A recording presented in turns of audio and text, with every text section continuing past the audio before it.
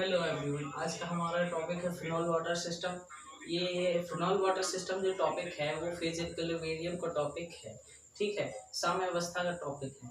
Phenol water system सबसे पहले रोथमंड नामक वैज्ञानिक ने प्रतिपादित किया था। इन्होंने रोथमंड नामक वैज्ञानिक ने, और ये कब किया था? ये किया था 1898 में। 1898 में इन्होंने इसको प्रतिपादित किया था। ठीक है, तो फिनॉल वाटर सिस्टम को समझने से पहले अपन सॉल्यूशन की विलयन की मिसिबिलिटी यानी विलयन की घुलने के प्रकार के बारे में जानेंगे।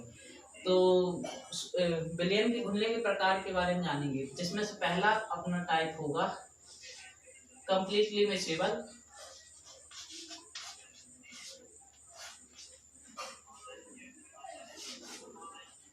कंप्लीटली मिसिबल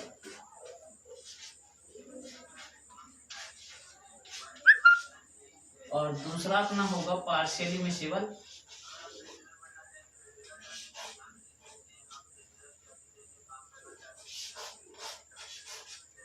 पार्शियली मिसिबल, ठीक है। और तीसरा टाइप होगा इममिसिबल।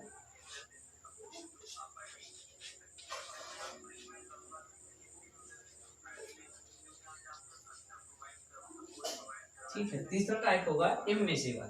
तो कंप्लीटली मिसिबल वे विलयन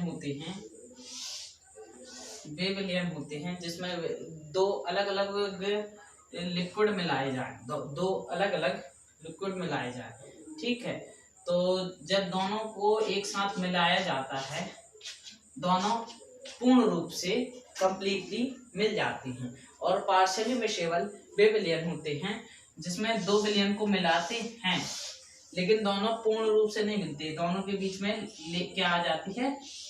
लेयर आ जाती है। ये ऊपर अलग विलयन होगा और नीचे अलग विलयन होगा।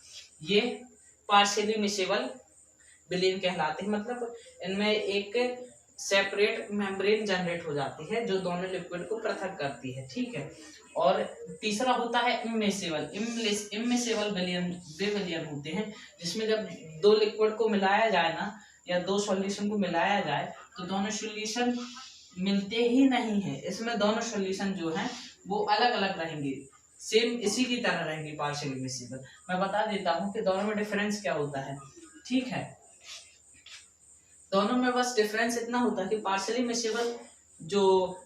मिसिबल सॉल्यूशन होता है, इसमें जब इसका टेम्परेचर अप करते हैं, टेम्परेचर इसका अप करेंगे, इसको टेम्परेचर देंगे। ठीक है, ये इसको जब टेम्परेचर अप करेंगे तो ये जो विलयन होता है ये दोनों आपस में मिल जाती, कंप्लीटली मिसिबल हो जाती हैं।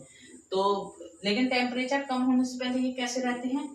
दोनों एक दूसरे से पृथक रहते हैं, मेम्ब्रेन जनरेट करके दोनों एक दूसरे से अलग रहते हैं। तो ये हो गया पार्शियली मिसिबल। कंप्लीटली मिसिबल में दोनों पूर्ण रूप से मिल जाते हैं। इसमें दोनों तरह से रहता है, पहले इममिसिबल रहेंगी, बाद में टेम्परेचर अप करने के बाद ये मिसिबल हो जाएंगी। तो ये अपना मतलब सॉल्यूशन के सॉल्युबिलिटी के आधार पर इसको तीन प्रकार से बांटा जा सकता है। और अपने जो फिनॉल वाटर सिस्टम है वो भी इसी पार्शियली मिसिबल के अंतर्गत आता है। ठीक है, फिनॉल वाटर सिस्टम जो है इसी पार्शियली मिसिबल के अंतर्गत आता है। और फिनॉल और वाटर को जब समान रूप से मिलाया जाए तो दोनों मेम्ब्रेन जनरेट कर लेते हैं और एक दूसरे से पृथक रहते हैं। और जब इसका टेम्परेचर अप करते हैं तो ये एक दूसरे से आपस में सॉल्यूट हो जाते हैं, मिल जाते हैं। ठीक है, अब इसको सबसे पहले अपन जिस वैज्ञानिक ने प्रतिपादित किया था वो थे रोचमंड, और इन्होंने कब किया था? 1898 में। ठीक है, तो इन्होंने जब फिनॉल और वाटर सिस्टम को मिलाया तो कुछ निष्कर्ष दिए। ठीक है, कुछ निष्कर्ष दिए इन्होंने, वो निष्कर्ष हम अभी देखते हैं। ठीक है, कौन कौन से निष्कर्ष दिए वो देखते हैं। तो अब हम देखेंगे रोचमंड ने जो फिनॉल और वाटर सिस्टम के बारे में जो निष्कर्ष निकाले थे, अब हम उनके बारे में देखेंगे। ठीक है, तो रोचमंड ने फिनॉल और वाटर सिस्टम के बारे में सबसे पहला ये निष्कर्ष निकाला, जब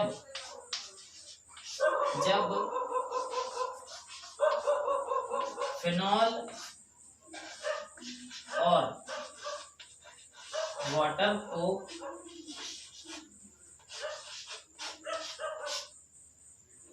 समान रूप से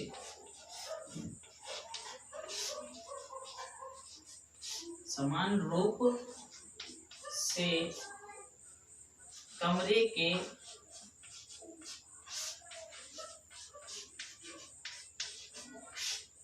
ताप पर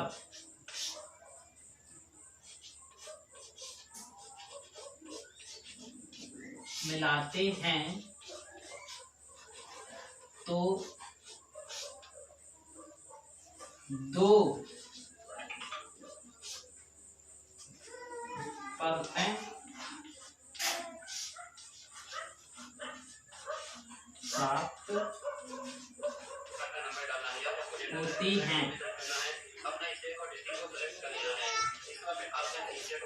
प्राप्त होती हैं। ठीक है।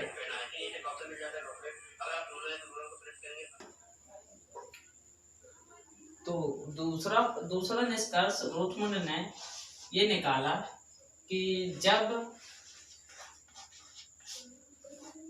टेम्परेचर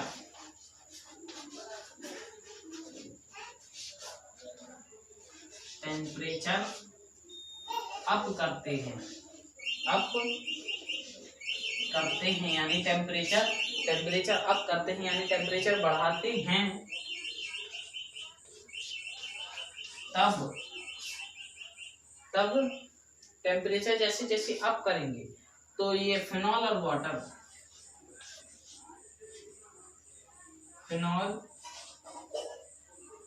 ठीक है, ये शॉर्ट फॉर्म में लिख दे रहा, फिनॉल और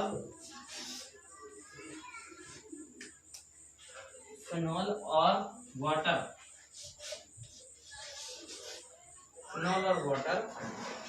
आपस में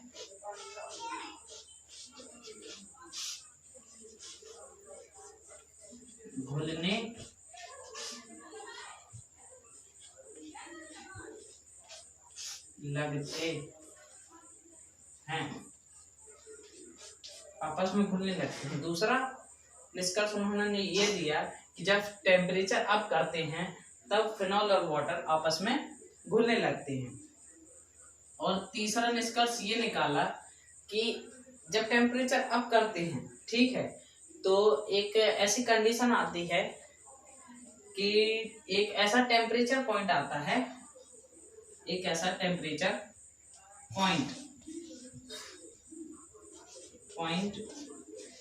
आता है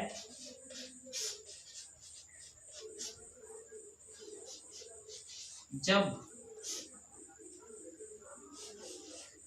फिनॉल वाटर कंप्लीटली मतलब पूर्ण रूप से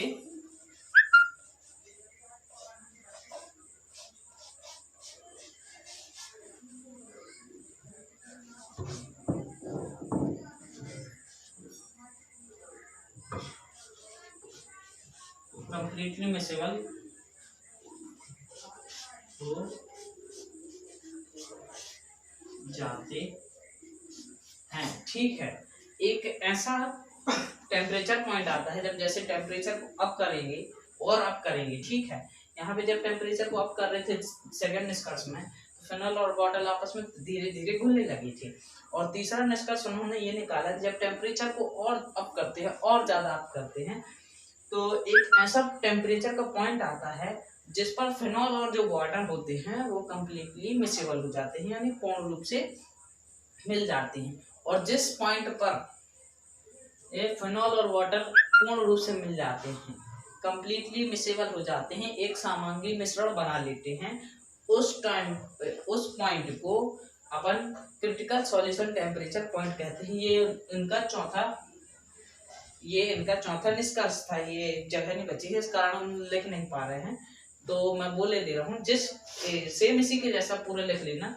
और जिस पॉइंट पर ये फिनॉल और वाटर पूर्ण रूप से मिल जाते हैं, उस पॉइंट को कहते हैं क्रिटिकल सॉल्यूशन टेम्परेचर पॉइंट, ठीक है। उसे हिंदी में अपन बोलेंगे क्रांतिक ताप, ठीक है। तो ये रोथमुंड ने फिनॉल और वाटर सिस्टम के बारे में ये निष्कर्ष निकाले थे। अब इसको हम वक्र के माध्यम से समझने की कोशिश करेंगे, ठीक है।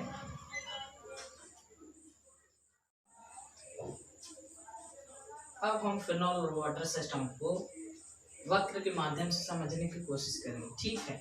अपन ने देखा, पहले देखा अपन ने कि रोथमुंड ने फिनॉल और वाटर सिस्टम को जब स्टडी किया तो उन्होंने कुछ निष्कर्ष दिए थे, वो अपन ने देख लिए, ठीक है। अब इसके बाद उसने अपन इसको फिनॉल और वाटर सिस्टम को वक्र के माध्यम से पढ़ने की कोशिश करेंगे। तो अपन वक्र में देखते हैं, ये जो पॉइंट दिया है, ये ए पॉइंट दिया है, ए पॉइंट, ठीक है। इस पॉइंट पे जो है अपना वो वाटर जो है वो 100% है, मतलब वाटर अपन ने एक वाटर की मात्रा जो ली है वो 100% ली है, ठीक है। अपन जब इस पॉइंट से इस तरफ बढ़ेंगे, ठीक है, वक्र से इस तरफ बढ़ेंगे तो इसमें क्या होगा, फिनॉल की मात्रा ऐड होती जाएगी, यहाँ से फिनॉल मात्रा धीरे धीरे ऐड होती जाएगी। तो यहाँ पे जाके फिनॉल जो होगा वो 100% हो जाएगा, ठीक है। यहाँ पे जाके फिनॉल 100% हो जाएगा। और ये जो अपना सेंटर पॉइंट दिया है, ये शो करता है कि इसमें वाटर और फिनॉल जो है वो समान मात्रा में इंक्लूड है, ठीक है। इस पॉइंट पे ये दर्शाता है कि वाटर और फिनॉल जो है वो एक समान मात्रा में इंक्लूड है। कौन से टेम्परेचर पे, यहाँ पे टेम्परेचर अपना 0 टेम्परेचर है। क्या है, टेम्परेचर अपना 0 टेम्परेचर है, यानी रूम टेम्परेचर के हिसाब से ये यहाँ पे मिले हैं। तो पहला निष्कर्ष क्या बोलता है, पहला निष्कर्ष ये कहता है फिनॉल और वाटर को जब रूम टेम्परेचर में मिलाते हैं तो 2 लेयर्स प्राप्त होती हैं। तो यहाँ पे 2 लेयर होंगी। अब जैसे जैसे अपन टेम्परेचर इंक्रीज करते जाएंगे क्या होगा, फिनॉल और वाटर आपस में घुलने लगेगा और एक ऐसा पॉइंट आएगा जहाँ पर दोनों लेयर्स क्या होंगी, गायब हो जाएंगी। तो ये जैसे जैसे टेम्परेचर अप करेंगे तो ये EF जो पॉइंट है, इस पॉइंट के तक के टेम्परेचर पर जो फिनॉल और वाटर की लेयर्स होती हैं वो शो करती हैं, दिखती हैं। लेकिन इसके बाद के जब टेम्परेचर और इंक्रीज करेंगे तो दोनों लेयर्स गायब हो जाएंगी और सॉल्यूशन जल्दी जल्दी घुलने लगेगा, ठीक, आपस में मिलने लगेगा। तो ये जो यहाँ तक अपनी दोनों लेयर्स दिखती हैं फिनॉल की और वाटर की, कि दोनों धीरे धीरे गायब हो रही है। इसके बाद टेम्परेचर को और अप किया जाता है, ठीक है। तो एक ऐसा पॉइंट आता है जहां पर फिनॉल और वाटर पूर्ण रूप से आपस में घुल जाते हैं, इस पॉइंट पर घुल जाते हैं, जैसे क्या कहते हैं, क्रिटिकल सॉल्यूशन टेम्परेचर, यानी क्रांतिक विलयन ताप कहते हैं, ठीक है। तो अपना क्रांतिक विलयन ताप कितना है, यहाँ पे 65.9 डिग्री सेल्सियस अपना यहाँ पे क्या है, क्रिटिकल सॉल्यूशन टेम्परेचर है, ठीक है। तो अब ये अपना पूरा मतलब वक्र हो गया। अब इस वक्र में अपन डिग्री ऑफ फ्रीडम निकालेंगे, ठीक है। तो पहले अपन इस एरिया के लिए डिग्री ऑफ फ्रीडम निकालेंगे, E और F के लिए, जहाँ तक मतलब अपने फिनॉल और वाटर आपस में आपस में मिले नहीं थे, वहां तक के लिए निकालेंगे। तो डिग्री ऑफ फ्रीडम का फॉर्मूला अपन निकालेंगे, F equals to C minus P plus 1। तो ये जो फॉर्मूला है, मैं बता दूं कि जैसे कि अपने ये जो फिनॉल और वाटर सिस्टम जो है वो 2 कंपोनेंट सिस्टम है, क्योंकि यहाँ पे 2 कंपोनेंट है, एक फिनॉल हो गया, एक वाटर हो गया। तो फिनॉल और वाटर सिस्टम 2 कंपोनेंट सिस्टम है, जिस कारण अपन ने F equals to C minus P plus 1 लिया है। अगर यहाँ पे 1 कंपोनेंट सिस्टम होता तो यहाँ पे 1 की जगह क्या आ जाता, 2 आ जाता, 1 की जगह 2 आ जाता, ठीक है, 1 कंपोनेंट के लिए। तो अब ना ये 2 कंपोनेंट सिस्टम, तो यहाँ पे आएगा 1 आएगा, ठीक है। F equals to C minus P plus 1। तो अब इसको अपन वैल्यू रखेंगे, C यानी कंपोनेंट, तो कंपोनेंट अपने कितने हैं, 2 हैं, एक फिनॉल एक वाटर, 2 कंपोनेंट, माइनस P, तो P अपनी फेजेस कितनी है, यहाँ पे 2 फेजेस हैं, एक वाटर की और एक फिनॉल की, तो दो फेजेस हैं तो फेज 2 माइनस हो जाएगा और +1, तो ये 2 से ये 2 कैंसिल हो जाएगा, ये 1 बचेगा, ये 2 से 2 माइनस हो जाएगा और ये 1 बचेगा। तो अपनी यहाँ के लिए डिग्री ऑफ फ्रीडम कितनी आएगी? 1। कहाँ के लिए? ई एफ के लिए डिग्री ऑफ फ्रीडम अपनी आएगी 1।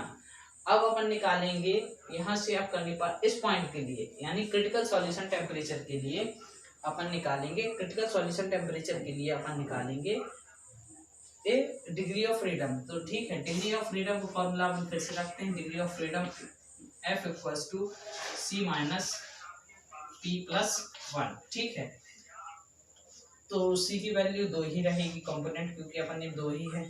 फेजेस, तो यहाँ पे जो फेजेस है ना एक हो जाएगी, क्योंकि दोनों वाटर और फिनॉल है ना, दोनों मिसेबल हो जाएंगे, दोनों मिलके एक घटक एक फेज बना लेंगे।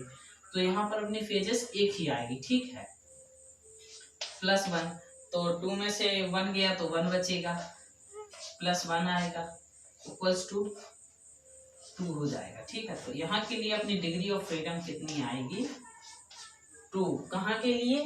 बी पॉइंट के लिए, बी पॉइंट यानी क्रिटिकल सॉल्यूशन टेम्परेचर के लिए अपनी डिग्री ऑफ फ्रीडम आएगी 2।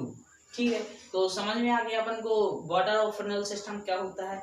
अगर समझ में ना आया हो तो वीडियो को दोबारा देख लें, चैनल को सब्सक्राइब करें और बेल आइकन को दबाना ना भूलें। ठीक है, मिलते हैं अगली वीडियो में।